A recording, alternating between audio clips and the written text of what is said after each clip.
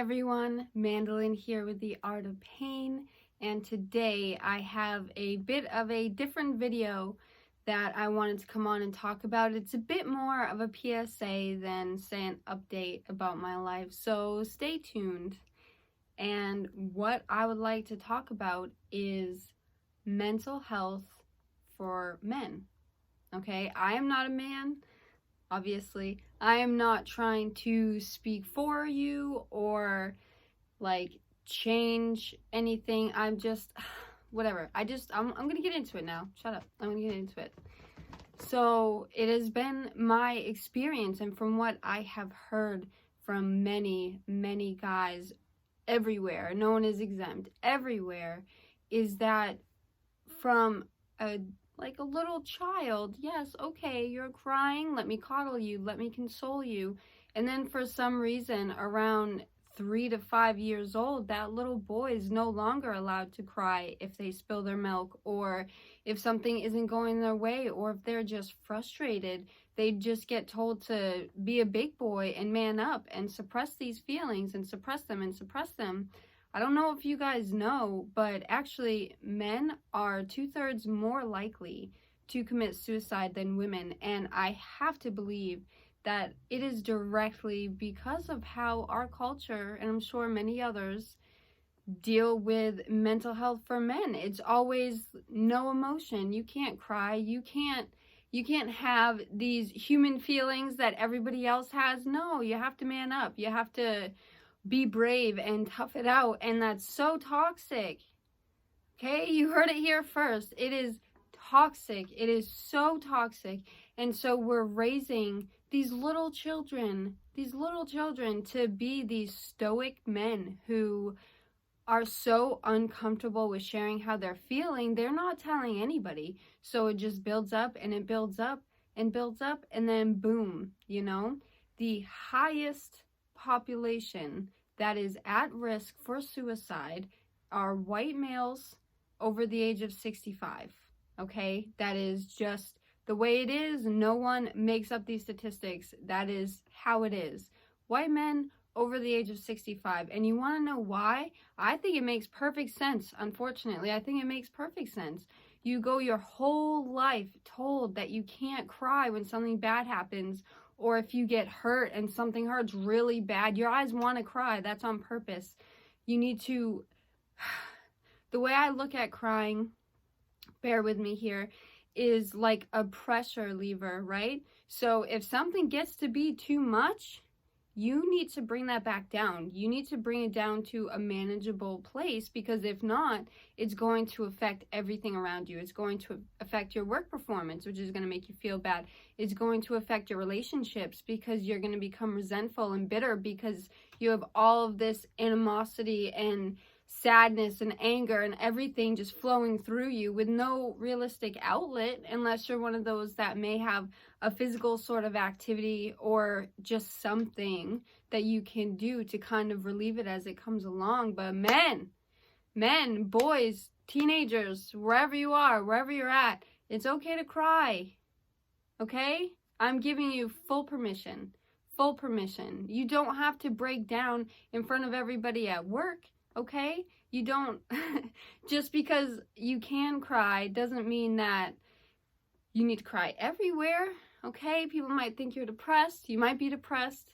It is okay to feel emotions and then relieve them. If you are just constantly letting things build and build and build, you are going to have a breakdown, whether or not you like it. It might not be a sad outburst. It might be an angry outburst. You might tell your job you're finally sick of it. That was the last straw. You're done. And then 20 minutes later, after you feel great about doing that, guess what? You're unemployed now, okay? So be strategic about it.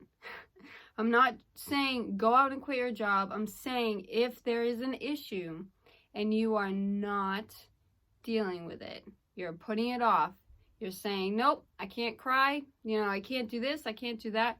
No more, okay? You have to feel your emotions, because over time, you will become depressed, okay? It sucks. It absolutely sucks because the system was created this way. Not necessarily for men to grow up and kill themselves. I'm not saying that. But the system is designed to create little worker bees, little industrial worker bees that will just wake up, eat, go to work, come home, eat, go to bed, repeat. They want you to be conditioned to just go through and go through, but sometimes life is too much. Sometimes you have to cry. You have to get ice cream and cry because it's not good all the time. Life is not good all the time. If someone dies, cry. I know that sounds strange, but there's a lot of people who can't do that. Even under those circumstances, they just can't let go of that outer shell, that stoic face that's always, level and calm and good to go, or angry. That's also what I've noticed, is these emotions turn to anger over time because you're just dealing with this all the time and you want to make someone else pay for it. So you're either going to become depressed or you might become pretty bitter. Granted, those aren't the only two possibilities, okay? Those aren't the only two. But if you do not take care of it, your emotional needs, you do not address them, you do not listen to them, you're going to be put in a position that you don't want to be in, your family does not want you to be in, or for them to be in should you go through something like suicide, okay? You have to be willing to let go, even just a little bit. Even if you schedule in your 10 minutes of crying on Wednesday at 3:15 because you have to be back to work by 3:30, schedule it if you need to, if you don't want anyone to be around. But if not, and you have a partner and you really feel like it's time to be vulnerable with them, do it. Because anybody worth their grain of salt will take that and will comfort you, even if you're a man, because everybody has emotions. Who knew? Everybody could be negatively affected by these terrible things we keep teaching our children. It is toxic. It's toxic, okay? It is okay to feel. It is okay to be sad. It's okay to be angry. You just need to let it out, okay? People that stew on it and they ruminate in it, and just year after year after year, that is how people go postal and do crazy things. Not that everyone is going to do that or is even capable of getting to that point. You don't want to know what your breaking point is, do you? Do you want to find out after blowing it off for a really long time? No, probably not. Probably not. This is a PSA to let you know that you should cry. You should cry. Okay? That's pretty much it. If you guys want further information, let me know. I have no problem linking all of these things that I'm saying. It is true. It is true. Men are 2/3 more likely. That's half our population, okay, is men. If it's you, which most of the people that watch me are men, if that is you, I don't want to hear something bad happen to you, okay? Not when you can release it. Release it. See how it feels. It doesn't matter what anybody else thinks. You don't have to tell a single soul. You don't have to tell me. You don't have to tell your partners, your parents. It doesn't matter. You don't have to tell anybody.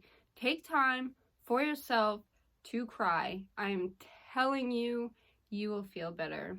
If you find that all you're doing is crying, you're probably depressed and you should seek the help that you need. There is no shame in helping one of your organs, just like anything else in your body. If you broke your arm, you would go to the ER to get a cast. It can't heal itself. Neither can your brain.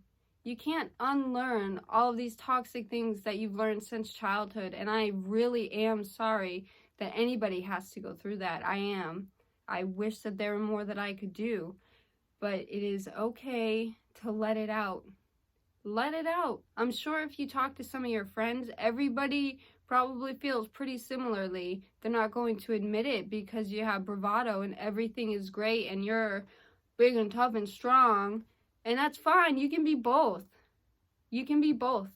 You can be a person that can beat everybody up, or I don't know. I'm terrible with analogies. What I'm saying is, don't be afraid to show your emotions, because I don't want more people dying from things that we can help them with, that I might be able to help you with. Let me know. Let me know. It's okay to cry. Okay? That's it. I feel like I've been yelling for most of this, but it's messed up that anybody, half of our population, had to go through this. You do not have to be rugged all the time. You do not have to be stone cold and no emotion or only anger, okay? That's mostly what people are comfortable with displaying, and that's the emotion that we have the least control over once we give it our attention, okay? So consider that. Consider that. People snap. We've seen the news. People snap. And I believe it is a direct result of not feeling your emotions when you need to. Don't bury them, okay? Don't bury them. Let them out. You don't have to tell anyone. If you want to tell people, you want to set up a party to cry, go for it. You have my full permission, okay? You have my stamp of approval. Do it. Talk to people if you need to. Cry alone in your car like I do. It's fine. It's fine. People pass me. I don't care. I don't care. If I don't let it out, it'll just build up, and no one needs that. You don't know how it's going to come out, right? So just let it go. Little by little. Feel how you're feeling. All right. That was my PSA for today. Cry if you need to. That's all I got. Males are half of the population. Men, boys, teenagers, please undo as much as you can of what we've done to you as society as a whole. Please don't put it off. All right. I hope you guys have a great rest of your day. And I'm, again, very sorry that anyone has to deal with this. I really am. It's not fair. It's not fair at all. But, okay, for real, I'll go. All right. Really quick. By the way, I'm 30 now. My birthday was yesterday. Yeah, that's it. All right. Bye, guys.